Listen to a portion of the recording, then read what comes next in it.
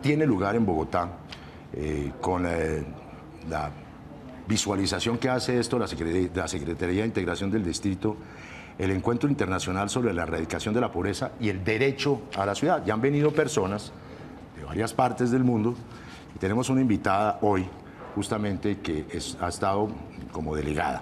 Se trata de Magali Fricodet, coordinadora de la Comisión de Inclusión Social, Democracia Participativa y Derechos Humanos del CGLU. Magali, buenos días, ¿cómo le va? Buenos días, Antonio. Me va muy bien, gracias. Bueno, cuéntenos, ¿cómo fue el encuentro? ¿A qué vino usted? ¿Qué pasó allá? ¿Qué conclusiones? ¿Qué se expuso? Cuéntenos todo. Que muchas preguntas. Bueno. Bueno, en primer lugar, presentarme, ¿no? Yo soy Magali Fricodet, coordino una comisión que trabaja sobre los derechos humanos dentro de la Organización Mundial de las Ciudades, que se llama CGLU, sí. Ciudades y Gobiernos Locales Unidos. Es una organización que pretende fortalecer la democracia local y representar a los gobiernos locales a nivel de Naciones Unidas, ¿no? Entonces aquí yo me encargo de mirar cómo los gobiernos locales pueden fortalecer sus políticas públicas de implementación, protección y garantía de derechos humanos, ¿no? Es cierto que los gobiernos locales, tanto a través de sus políticas sociales, de inclusión social, de educación, de saneamiento, de provisión de agua, están realmente los que más cumplen los derechos humanos, ¿no? El derecho al agua, el derecho a la educación, el derecho al medio ambiente. A la vida, en últimas, ¿no? Claro, ¿no? Entonces son los más cercanos de los ciudadanos y muchas veces con una responsabilidad compartida y una cultura de derechos humanos que puede ser más o menos fuerte en algunos territorios que en otros, ¿no? Entonces trabajamos con así gobiernos locales alrededor del mundo que trabajan este enfoque de derechos humanos en su acción pública. ¿Qué se hizo ayer? Entonces, ayer no, se empieza hoy. Hoy. Hoy montamos un seminario sobre justamente para hacer este nexo entre erradicación de la pobreza y derecho a la ciudad y derechos humanos, ¿no? Cómo hacer ciudades con derechos para todas y todos, ¿no? Cómo hacer que en las ciudades haya una democracia donde se cumplan los derechos humanos. Entonces hemos coordinado un estudio con un grupo de asesores, expertos interdisciplinario, venido de México, Perú y de Coimbra, de la Universidad del Centro de Estudios Sociales de Coimbra. Brasil. No, en Portugal. Ah, Coimbra es Portugal. Bueno, sí, bueno, tiene que haber una en Brasil, pero... Y entonces ahí hemos venido a mirar un poquito dentro de un convenio que hicimos con la Secretaría Distrital de Integración Social, claro. Cómo a través de las políticas de envejecimiento y personas mayores, de primera infancia y de habitabilidad de calle, que es una política que se está formulando y que se presentará mañana, será el lanzamiento de esa política, cómo desde estas acciones públicas se cumplen los derechos humanos. Magali, ¿y cuál es la observación que hacen ustedes a priori y a posteriori de lo que en ese sentido se hace en Bogotá? Es decir, ¿hay una información precisa en el contexto internacional de lo que se ha hecho en estos tiempos? ¿Cómo lo observan? ¿Qué punto de vista tienen ustedes sobre eso?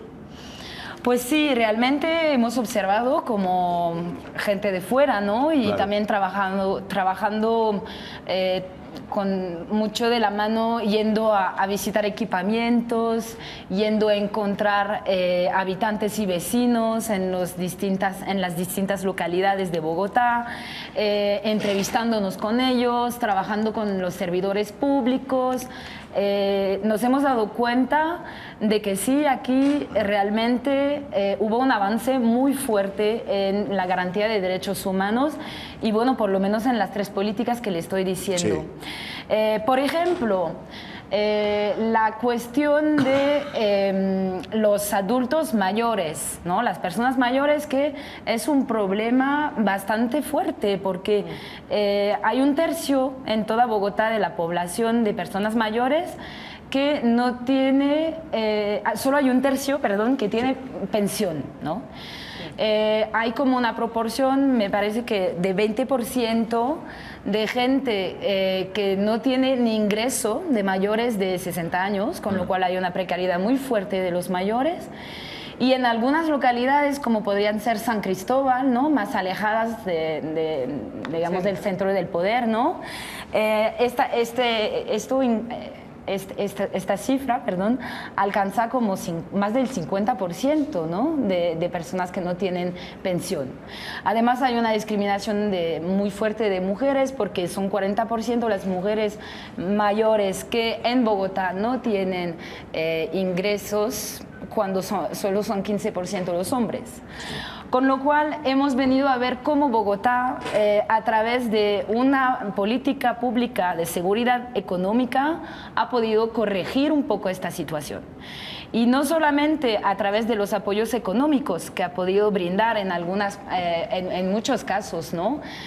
A las personas mayores desprovistas de recursos, y eso lo hemos visto, por ejemplo, en San Cristóbal, que es un barrio donde hemos bastante estudiado, comparándolo con Teusaquillo, Sí. que es un barrio que tiene otra población, ¿no? Sí. Entonces, pues ahí nos hemos dado cuenta de que en el 2011 teníamos a lo mejor 500 personas atendidas por su solicitud de apoyo y de servicios, personas mayores, y hemos pasado en el 2014 a más de 2.000 personas, ¿no? Entonces, a nivel de solo este barrio. Entonces, nos hemos dado cuenta realmente de que sí, en varios ámbitos ha habido una progresión muy fuerte. En la niñez, la primera infancia, pues hay algunas cifras bastante fuertes también, hasta que hoy el programa de atención integral de la primera infancia alcanza más de 44% de todos los niños de Bogotá, y es mucho porque es un programa que permite trabajar el derecho a la educación, la prevención de las violencias, y entonces pues es un programa que permite garantizar los derechos de los niños, que abarca 44% de los niños. En habitantes de calle también podría darle algunas... Que es uno de los temas fundamentales del encuentro. Sí, bueno, ¿qué es lo que nos ha parecido bastante innovador aquí en cuanto a habitantes de calle? Primero es que cuando hablamos a nivel de políticas públicas de habitantes de calle, muchas veces hablamos de sin techo, ¿no? Les cualificamos como sin nada.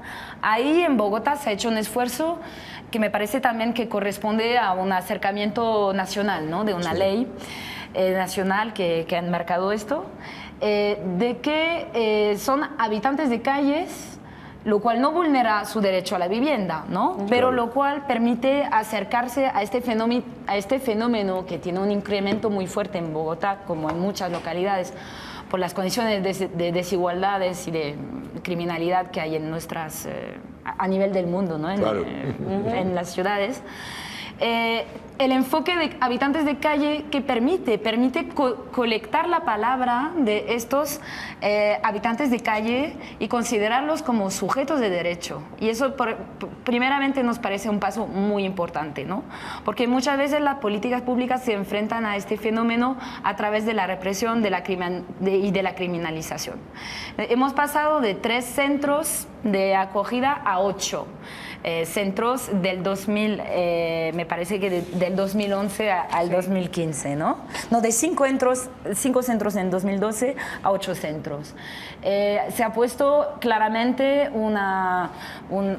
se ha hecho un esfuerzo muy fuerte, porque hemos pasado también de 200 trabajadores, servidores públicos que se dedicaban a esto, a 500, y entonces pues también se han construido 2 jardines infantiles para niños que estaban amenazados de habitabilidad de calle o situación de riesgos, y 3 centros noches, pasando de 10.000 personas atendidas en el 2010 a 14.200 personas en el 2015. Solo para resaltar que eso nos parece ser bastante importante, ¿no? El esfuerzo que se ha hecho y este cambio de abordaje de la habitabilidad de calle. Margali, a la luz de la experiencia internacional de ciudades, todos estos logros que usted también nos referencia de Bogotá, ¿qué nos podría decir sobre sostenibilidad y empoderamiento de quienes ahora pueden hacer sus derechos, hacer efectivos sus derechos en un cambio de alcaldía que implicará necesariamente un cambio en la política? ¿Hasta qué punto la sostenibilidad está dada por la política o por la gente? Es una muy buena pregunta y justamente intentaremos responder a ella en este seminario. Yo creo que cuando ya se han ganado derechos por la población, es muy difícil volver atrás, ¿no? Hemos notado que sí hay una conciencia de derechos, pero sin embargo también hemos visto, porque un estudio es un estudio con toda su objetividad, esperamos, de que el marco legal que permite asegurar la participación comunitaria aquí en Bogotá, que permite que la sociedad civil sea un poco la garante de esa continuidad, es una parte que se podría fortalecer, ¿no? Y entonces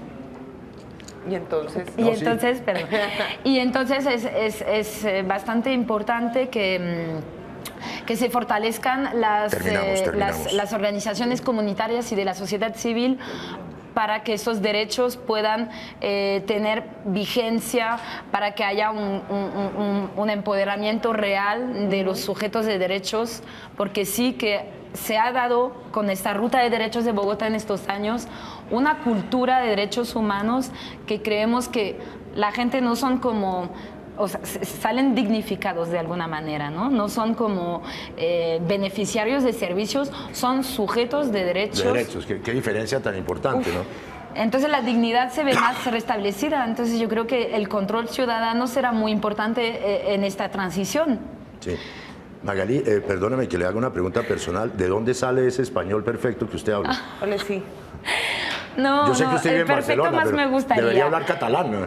No, catalán no tanto, pero sí de la universidad, ¿no? Yo soy francesa, efectivamente, pero Claro. estudié español y siempre me ha gustado mucho, ¿no? Y en parte gracias a una canción colombiana, ¿no? De ¿Cuál? Colegiada. Ah, eso era años 90, finales de los años 90. Sí, no que... soy tan joven, pero nos enseñaba eso en la escuela y yo creo que, pues sí, Colombia y América Latina ¿sí? me ha llevado a interesarme por ese idioma mucho. Bueno, Magalí Fricodé, muchas gracias por haber Gracias estado en a el primer usted. café.